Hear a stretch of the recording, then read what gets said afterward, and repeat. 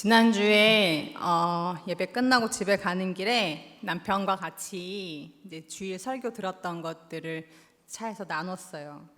그런데 갑자기 남편이 오늘 설교를 들으면서 궁금한 질문이 하나 생겼다고 하는 거예요. 그러면서 하는 말이, 여인이 간음 중에 잡혀왔다면 상대방 남자도 분명히 있을 텐데 왜 여자만 잡혀왔냐는 거예요. 저도 지난주에 이제 다음 세대 예배 때 이제 설교를 준비했던 터라 이제 말씀을 묵상하면서 똑같은 질문이 생겨나긴 했지만, 지난주 설교가 이 질문과 관련된 내용은 또 아니었고, 또 어떻게 알 수 있는 방법이 있는 것도 아니고 해서 나중에 한 번 더 시간을 내서 알아봐야겠다 이제 이렇게 생각을 하고는 지나쳤거든요.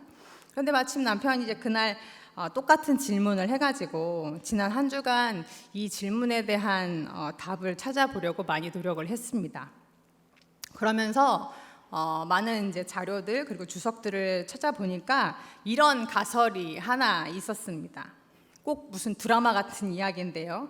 재밌으니까 한번 잘 들어보십시오. 먼저 이 일이 언제 일어났냐면 유대인의 명절인 초막절 중에 예루살렘 성전 안에서 일어난 이야기인데요. 이때 예수님도 갈릴리에서 예루살렘으로 올라오셔서 명절을 함께 보내시고 계시던 중이었습니다.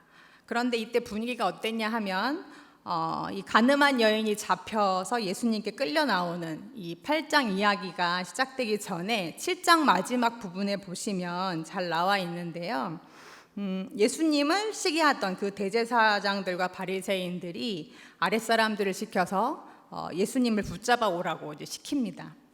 그런데 막상 이들이 예수님을 붙잡으러 갔다가 오히려 예수님 말씀에 크게 감동을 받아요. 은혜를 받고 저분이야말로 진짜 선지자인가 보다, 이런 그분을 경외하는 마음에 예수님을 못 붙잡고 그냥 돌아오게 됐어요. 그러니까 7장 45절 이하에 보면 이들을 보냈던 그 대제사장들과 서기관 바리새인들이 그들에게 이르길, 어찌해서 잡아오지 못했냐, 너희도 그 사람한테 미혹됐냐, 이렇게 얘기하면서 혹시 당국자들과 또 다른 바리새인 중에 그를 믿는 사람이 더 있냐 이러면서 막 추궁을 하는 장면이 그 7장 마지막 부분에 나옵니다.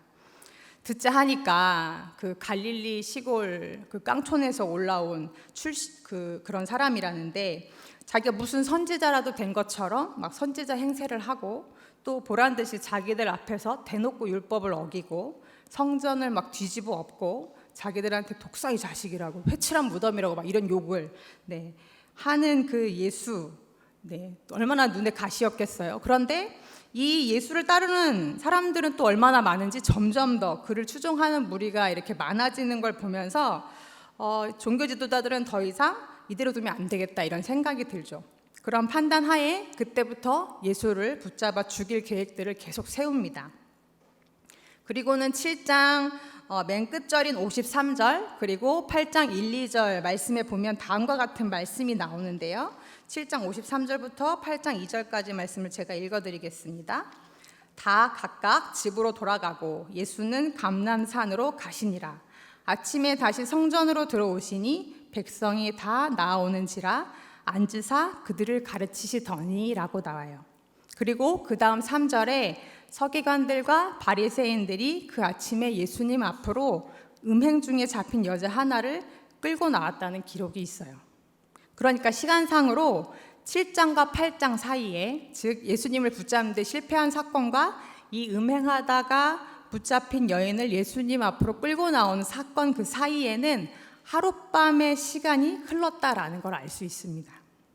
8장에 등장하는 서기관들과 바리새인들이 어제 그 7장에서 예수님을 붙잡으려고 했던 사람인지 그들과 동일 인물인지 아닌지는 알 수가 없지만, 어쨌든 그 무렵에 예수님에 대한 적대심을 품고 예수님을 붙잡기 위해서 혈안이 되어 있던 사람들이 많았다라는 걸 알 수 있어요.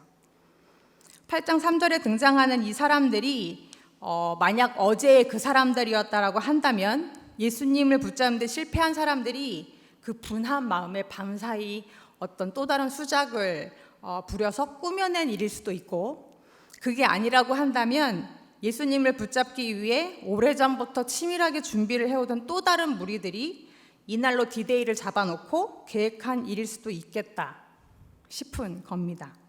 그렇다면 이 무리가 벌인 일이든지 아니면 다른 무리가 벌인 일이든지 간에 왜 가늠한 여인을 잡아왔는데 상대방 남자는 이 이야기 속에 등장하지 않는가라는 질문에 있어서 이런 추측이 가능하다는 거예요. 무슨 추측이냐 하면 이 종교자들이 사람을 매수해서 어떤 모종의 계약을 맺고 일부러 꾸며낸 일일 수도 있겠다라는 거죠. 예를 들어서 이 사람들이 함께 모여서 모의를 한 겁니다. 어떻게 하면 저 예수라는 작자를 붙잡아서 죽일 수 있는지. 그러다가 갑자기 어떤 사람 머리에서 좋은 아이디어가 하나 떠올라요. 초막절에 이제 곧 초막절이 다가오는데 이 초막절에 예수가 명절을 보내러 예루살렘으로 올라올 테니 그때 이런 상황을 만들어서 이러지도 못하게 하고 저러지도 못하게 하고 이런 식으로 붙잡으면 되겠다라는 아이디어를 낸 거예요. 기가 막힌 아이디어죠. 왜냐하면 율법에서는 가늠한 여인을 무조건 돌로 치라고 했는데 그걸 반대하면 예수님은 모세의 율법을 어긴 꼴이 되니까 이후에 산헤드린 공회로 넘겨지게 됩니다. 그리고 그를 따르던 신실한 경건한 무리들이 그러한 예수님의 발언에 대해서 적잖이 실망을 하게 되겠고 그래서 예수님을 떠나게 할 수 있는 좋은 묘책이 될 수도 있겠다라는 생각을 한 거예요. 반대로 율법에 적힌 대로 이 여인을 돌로 치라라고 예수님 말씀하신다면 그 당시 사형권은 오직 로마인들에게만 있었기 때문에 예수님이 그걸 어긴 꼴이 되니까 이 로마에 대한 반역죄로 바로 그 자리에서 로마 군인들에게 체포당하게 할 수 있는 진짜 좋은 묘책이었던 거죠. 그렇다면 이 묘책을 실행하는 데 있어서 필요한 사람이 한 사람 있어요. 누굴까요? 바로 그들의 희생양이 되어줄 여인이었다는 거예요. 이 여인을 그럼 어떻게 구했냐 하면 이 역시 가설인데요. 첫 번째 추측은 사람을 쓴 거죠. 예루살렘 주변에서 음지에서 활동하던 사람들을 매수해가지고 여기에 적당한 사람을 한 사람 알아봐라. 그리고 돈을 준 거예요. 그리고는 초막절이 끝나는 날 밤으로 약속을 잡고 이게 덫인지도 모르게 걸려든 그 여자와 가늠하는 상황을 만들어 놓고 그 상대방 남자는 뒤로 빼준 거죠. 그럴듯하지 않나요? 더 무서운 사실은요. 하나의 또 추측인데요. 그 모의를 했던 사람들 중에 종교 지도자들 중에 그 여인과 계속적으로 내통을 하면서 부적절한 관계를 맺고 있던 사람이 혹 있을 수도 있겠다라는 거죠. 그래서 저 예수라는 작자를 어떻게 잡으면 좋을까라는 그 질문에 이 사람 머릿속에 번뜩하고 떠오른 사람이 바로 이 여인이라는 거예요. 만약 이 여인도 이 일로 인해서 깨끗하게 없애버릴 수 있다면 오히려 자기 죄를 감쪽같이 숨길 수 있는 일거양득의 기회가 생긴 거잖아요. 그래서 어쩌면 그 사람이 그날 밤 다시 그 여인을 불러내서 부적절한 관계를 맺고 다른 모의했던 사람들로 하여금 현장을 덮치게 해서 여자만 잡아가도록 했을 수도 있겠다 싶은 생각이 듭니다. 어디까지나 생각이긴 한데요. 그럴듯하지 않을까요?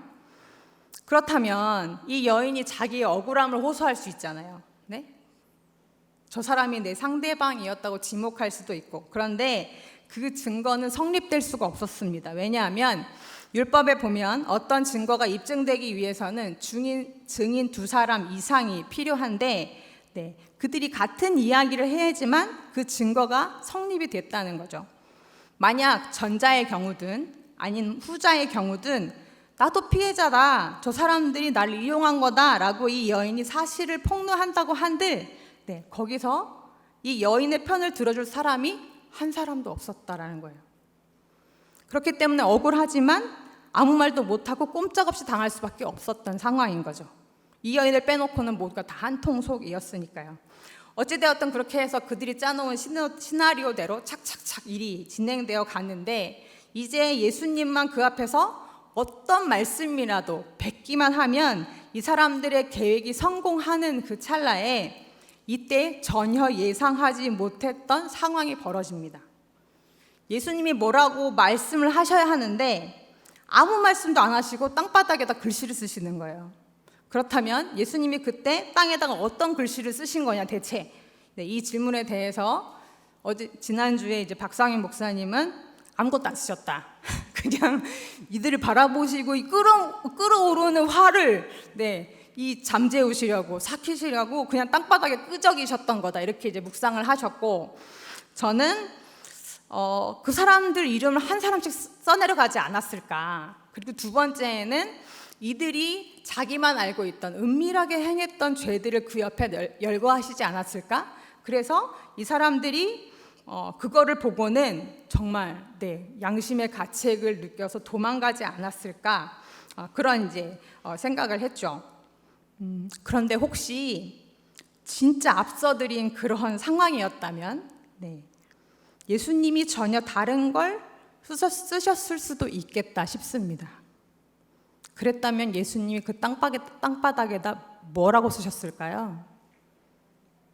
나는 너희들이 어젯밤에 한 짓을 다 알고 있다. 그리고 두 번째는 그 상대방 남자의 이름을 딱 적지 않았을까요? 그걸 보고는 이 사람들이 하게 질렸겠죠. 신명기 17장 6절에서 7절 말씀에 보면 어떤 범죄자를 처형해야 할 경우에 한 사람이 아닌 꼭 두 사람이나 세 사람의 증언으로 하고, 그들의 증언으로 범죄가 입증이 되면 이러한 자들을 죽일 때 그 사건에 증인된 사람이 먼저 돌을 던지게 되어 있습니다. 그리고 난 뒤에 뭇백성이 그 사람에게 돌을 다 같이 던지게 되어 있어요. 이번 경우에도 이 여인이 행음하는 걸 똑똑히 두 눈으로 지켜봤다고 하던 증인들 중에 어떤 사람이 돌을 들고 먼저 그 여인을 쳤어야 다른 그 곳에 모여있던 사람들이 돌을 던질 수가 있는데, 이 상황에서 자기 죄가 드러난 상황 속에서 그 증인들이 아무 말도 못하고 우물쭈물 하다가 얼굴이 하얗게 질려가지고 도망가는 걸 보니 그 사건을 보지 못하고 그들의 이야기만 듣고 격분해 있던 사람들조차 이 돌을 던질 수가 없는 거죠. 그렇게 이 여인을 도구 삼아서 예수님을 위험에 빠뜨려 했던 사람들이 모두 그 자리에서 떠나자 예수님이 그 여인을 향해서 이렇게 말씀하십니다. 8장 10절에서 11절 말씀인데요. 같이 한번 읽어볼까요? 시작. 예수께서 일어나사 여자 외에 아무도 없는 것을 보시고 이르시되, 여자여, 너를 고발하던 그들이 어디 있느냐? 너를 정죄한 자가 없느냐? 대답하되 주여, 없나이다. 예수께서 이르시되, 나도 너를 정죄하지 아니하노니 가서 다시는 죄를 범하지 말라 하시니라. 예수님도 이 여인을 향해서 죄가 없다고 하지 않으셨어요. 오히려 이제부터 다시는 가서 죄를 범하지 말라고 하시죠. 여기서 다시는 이라는 그 예수님 말씀 속에서 이 여인이 음행죄를 지은 게 이번 한 번이 아니었다라는 걸 짐작할 수 있습니다. 그렇다면 이렇게 구사일생으로 이 죽을 위기에서 건짐을 받은 이 여인이 돌아가서는 다시는 죄를 짓지 않았겠죠? 않았을까요? 아마도 각자 생각하는 바가 다르실 것 같아요. 그건 아무도 모르는데요. 저희 교육자들도 다 생각이 달랐습니다. 그 죽었다 살아났는데 어떻게 또 죄를 짓냐? 이렇게 생각하는 분도 계셨던 반면에, 그래도 어떻게 그렇게 큰 은혜를 입고 나서 그 은혜를 잊어버리고 또 죄를 질 수 있냐? 이렇게 이야기하는 분도 계셨거든요. 제 생각은 오히려 후자였는데요. 이 여인이 이후로 이번과 똑같은 죄를 범하지 않을 수는 있겠지만 죽을 때까지 그럼 다른 죄들을 한 번도 안 짓고 살 수 있었을까? 라는 질문에는 회의적인 거죠. 왜냐하면 우리는 죄의 본성을 가진 사람들이기 때문에 그렇습니다. 예수님도 그것이 쉽지 않다는 걸 아셨기 때문에 바로 오늘 12절의 말씀을 덧붙여서 해주신 건데요. 이 여인에게 하신 말씀이기도 하지만 오늘 이 설교를 듣고 있는 우리에게도 하시는 말씀이기도 하기에 오늘 요한복음 8장 12절의 말씀을 한 번 더 다시 한 목소리로 읽어보겠습니다. 시작. 예수께서 또 말씀하여 이르시되 나는 세상의 빛이니 나를 따르는 자는 어둠에 다니지 아니하고 생명의 빛을 얻으리라. 요한복음 그 8장 12절 이 오늘 말씀은 이 딱 한 구절인데요. 한 주 내내 묵상을 하고 고민을 하고 공부를 하면서 말씀을 준비했는데 진짜 예수님의 말씀이 너무 어렵더라고요. 왜 예수님이 자신을 빛이라고 하셨는지, 그것도 왜 세상의 빛이라고 하셨는지, 이 빛이라는 개념이 참 추상적이고 모호하잖아요.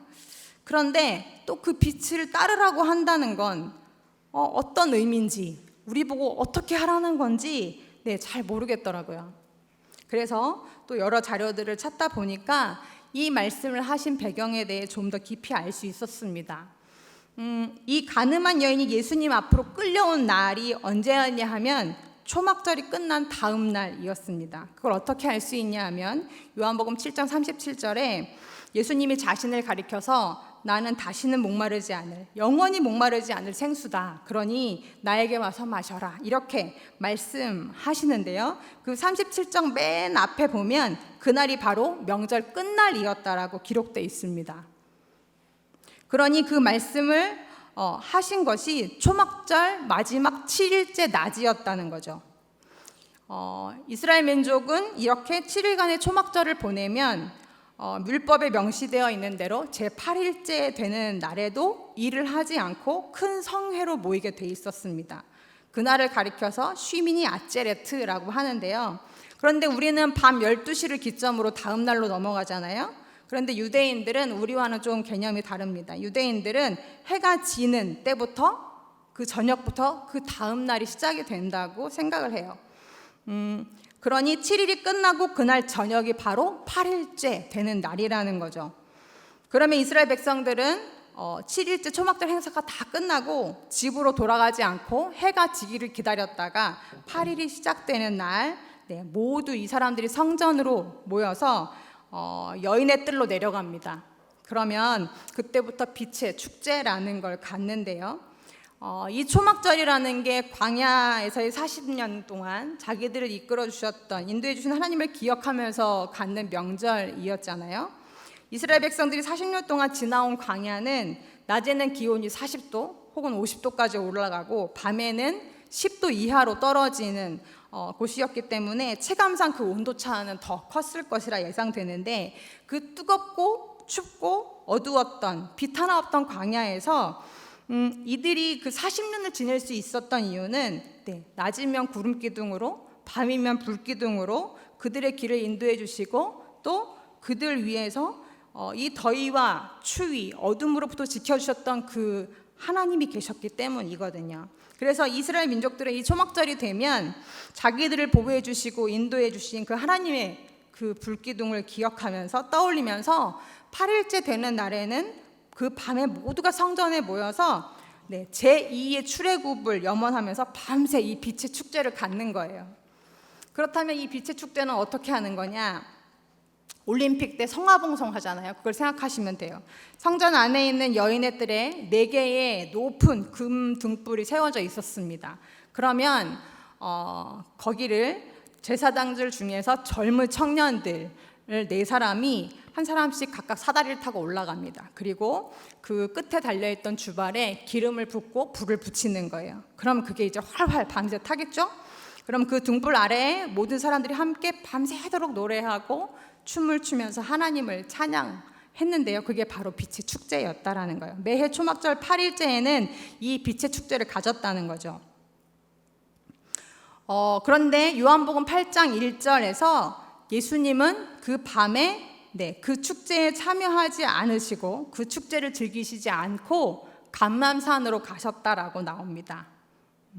그런데 그때 밝혔던 그 등불이 얼마나 높고 또 환했는지 예루살렘 성전 곳곳뿐 아니라 그 성전을 넘어 예루살렘 시내 안에 모든 도시 안에 모든 집들을 비췄고 하물며 더 나아가서 저 멀리 여리고에서 올라오는 그 산길까지 비췄다고 해요. 그러니 불빛이 얼마나 환했겠어요? 그러니 예루살렘 성전 가까이 있던 그 감람산에 계시던 예수님도 그 빛을 다 보셨겠죠. 밤중에 성전 안에서 춤추고 노래하면서 웃고 떠드는 그 왁자지껄한 소리가 밤새도록 예수님 귓가에 들렸을 것이라는 겁니다. 그리고 새벽녘이 돼서 새벽닭이 울 때쯤 모두가 함께 서쪽에 있는 그 지성소를 향해서 몸을 돌리고 우리를 죄에서 사해 주시는, 죄사함의 은혜를 주신 하나님을 함께 찬양을 부르고 이 행사가 마쳐지는데요. 그렇게 밤새 축제가 끝나고 날이 밝자 예수님이 다시 성전 안으로 들어오셨다라는 거예요. 그리고 때를 기다렸듯이 그 뒤를 이어서 바로 바리새인들과 서기관들이 여인을 끌고 들이닥치죠. 그곳이 어디였냐면 바로 어제 그 축제가 벌어졌던 여인의 뜰이었습니다. 그렇다면 그곳에는 아직 밤새 그 축제에 참여했던 상당수의 사람들이 남아 있을 확률이 높고 갑자기 벌어진 이 일들에 대해서 뭐지? 하고 사람들이 더 몰려왔을 거라는 거예요. 그리고 그 사람들이 이 여인을 사이에 두고 바리새인들과 예수님이 공방을 펼치시는 모든 과정을 처음부터 끝까지 다 지켜봤겠죠. 그러한 정황에서 예수님이 오늘의 말씀을 선포하신 거죠. 나는 세상의 빛이니 나를 따르는 자는 어둠에 다니지 아니하고 생명의 빛을 얻으리라. 그렇다면 이 여인을 포함해서 그곳에 남아있던 사람들에게 예수님은 왜 이 말을 하신 걸까요? 그냥 돌아가서 다시는 죄를 짓지 말아라 이러고 그냥 돌려보내시고 끝일 수도 있는데 왜 이 말씀을 덧붙여 하신 걸까라는 질문인데요. 이 말씀을 묵상하면서 제 안에 든 생각은 이것이었습니다. 이 여인에게 돌아가서 다시는 죄를 범하지 말라라고 한들 그 여인 안에 그럴 수 있는 힘이 없다라는 걸 아신 거예요. 여기에 모여있는 많은 사람들이 어젯밤에 그렇게 빛을 찾고 죄 용서에 대한 노래를 불렀어도 정작 그 빛인 예수님을 앞에 두고도 빛을 알아보지 못하는 이 눈뜬 장님 같은 사람들한테 내 안타까운 마음이 드신 거예요. 너희가 그렇게 찾는 빛, 그 빛이 여기 있지 않니?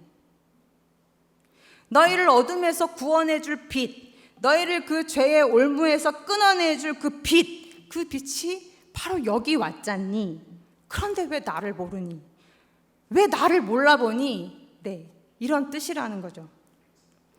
사랑하는 성도님들, 뭘 따라가려면요 몇 단계 선행되어야 될 조건이 있어요. 첫 번째는요, 내가 따라가야 될 그 대상이 믿어져야 돼요. 그 대상을 믿는 마음이 있어야 따라갈 수 있어요. 그리고요, 끝까지 그 대상을 향한 시선을 놓치면 안 돼요. 광야에서 사람들이 진을 펼쳤을 때 왜 그 진 가운데 성막을 두셨는지 아십니까? 모든 그 장막들의 문이 성소를 향해 나 있었는데 왜 그랬을까? 왜 그랬냐 하면 장막 문을 펼치고 나오면 바로 내 눈앞에 그 성막 위에 떠있던 구름 기둥을 보게 하시기 위함이었어요. 언제 그 구름 기둥이 떠오를지 모르니까 밤이든 낮이든 하루든 한 달이든 주기가 일정하게 떠오르는 게 아니니까 그들은 늘 광야에서 그 구름 기둥, 불 기둥을 주목하는 훈련을 했던 겁니다. 그리고 마지막으로 그것이 어디로 인도하든지 내 판단이 아니고 내 생각이 아니고 그것이 인도하는 대로야만 그 길을 순종해서 걸어가야 했어요. 내 생각에 분명히 저리로 가면 안 될 것 같은데 만약에 그럼에도 불구하고 구름 기둥이 거기로 인도한다 그러면 거길 따라가야 되는 거예요. 만약 내가 거기서 내 생각대로 다른 길을 간다면 어떻게 될까요? 광야에서 죽는 거예요. 그러니 먼저는 그분이 믿을 만한 빛이라는 거, 그걸 따라가면 생명이 있다라는 걸 믿어야 되는 거예요. 예수님이 또 이렇게 말씀하시죠. 나는 세상의 빛이다. 근데 그럼 빛은 빛이지 왜 또 세상의 빛이라고 하셨나? 여기서 세상은요, 우리 눈에 보이는 저 세상이 아니에요. 여기서 말하는 세상은요, 바로 이 예배에 나와 있는 이 예배에 앉아 있는 여러분, 이 방송이 송출돼서 그 기기 화면 앞에서 이 말씀을 듣고 있는 여러분 개개인이 바로 그 한 사람 한 사람이 세상이라는 것입니다. 빛의 속성이요, 어느 한 부분도 예외 없이 모든 것에 다 닿는다는 특징이 있습니다. 너는 죄인이기 때문에 너에게 나눠줄 빛이 없어가 아니고요, 우리 모두에게 똑같이 그 은혜의 빛, 구원의 빛을 열어놓으신 거라는 거예요. 그런데 그 빛을 나를 열어서 받아들이느냐 마느냐는 개개인의 선택과 의지에 달려 있다라는 거죠. 그런데 여러분, 나는 빛이야. 빛이 필요한 건 그러니까 너지 내가 아니야, 이렇게 생각하는 사람한테는 진짜 답이 없어요. 이와 반대로 그 은혜의 빛이 내게 와서 닿을 때 조금이라도 내 안에 있는 어두움을 발견한 사람은요, 그 빛으로 인해 내 안에 있는 죄들을 보게 돼 있어요. 그때부터는 내 죄가 더럽게 보이는 거예요. 그 죄가 불편해요. 그 죄가 부딪히기 시작해요. 그러면서 그땐 그 죄가 싫어지는 거예요. 그리고 그걸 온전히 해결해 주실 수 있는 빛 대신 주님을 찾게 되고 그분의 도우심을 구하게 되죠.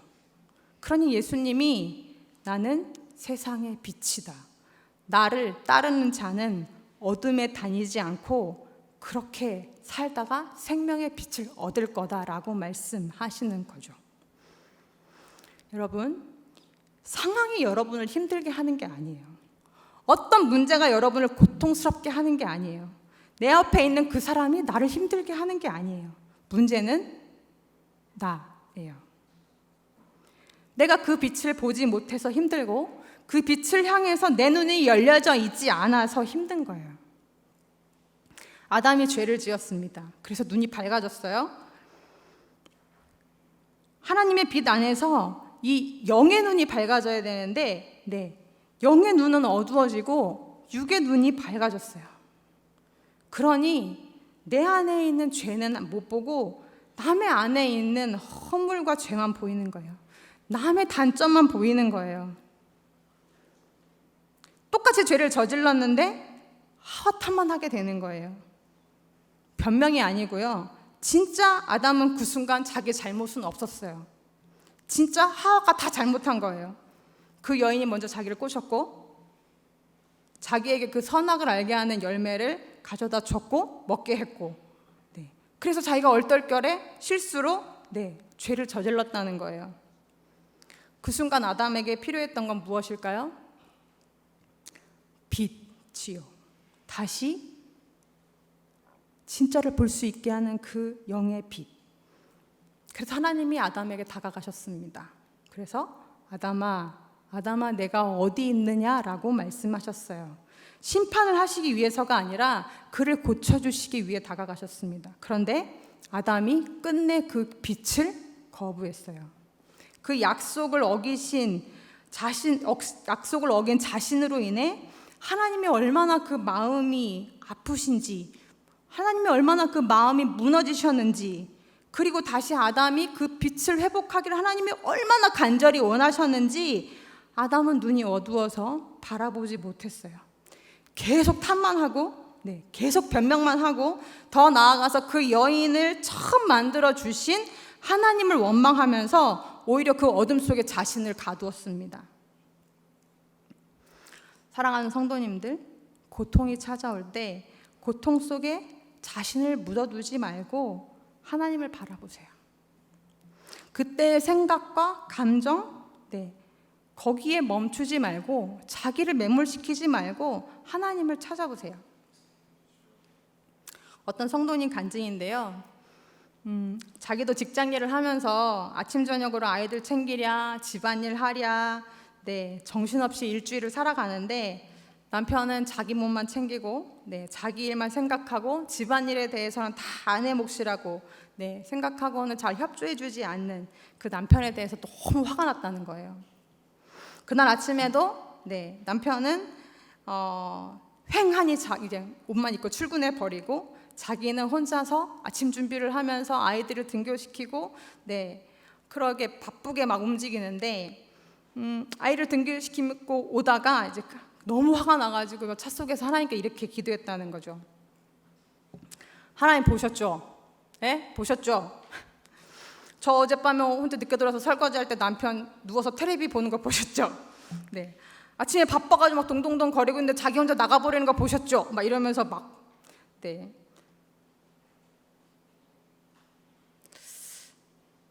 그런데 하나님 음성이 잔잔하게 들려오더라는 거예요. 누구야 속상하니? 네, 하나님 너무 속상해요. 저 진짜 속상해요. 남편이 너무 미워요. 제 신세가 너무 처량해요. 왜 결혼을 했는지 진짜 모르겠어요. 막 이러면서 막 이제 기도를 하는데요.